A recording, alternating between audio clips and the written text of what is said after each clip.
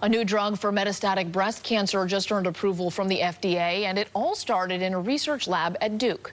I spoke with a researcher about the long journey to get the drug approved and a patient who says it's given her a reason to hope. Sarah O'Donnell doesn't let cancer get in the way of living her life. You just gotta plug on and move forward. But her path hasn't been easy. Doctors diagnosed her with breast cancer in late 2016. Her initial treatment kept her cancer-free for about a year. Then it came back and spread. Now it's in my lungs, my liver, my bones, my spine. And 7 months ago, I was diagnosed with 23 brain tumors. It moved to my brain. Several treatments she'd tried didn't work, so she didn't hesitate to take part in a study of an experimental drug. I told my family and friends it's my only option.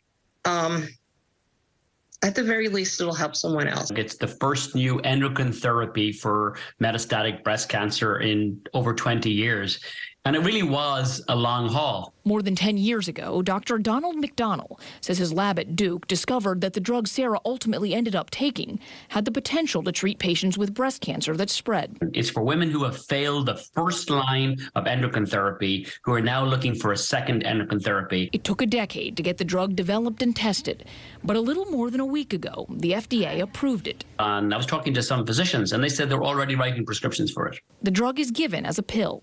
You can carry it with you, and so you don't have to stop your life. While it's not a cure. I wish I could tell you it was going to cure cancer. I can't tell you that. This drug basically stops metastatic cancers from progressing. Sarah says some of her tumors have actually shrunk.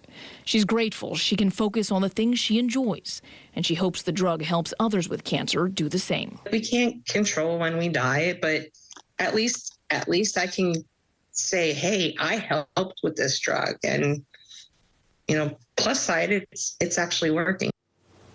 Now, the drug is called Orserdu or elacestrant. Sarah says her main side effect has been some fatigue.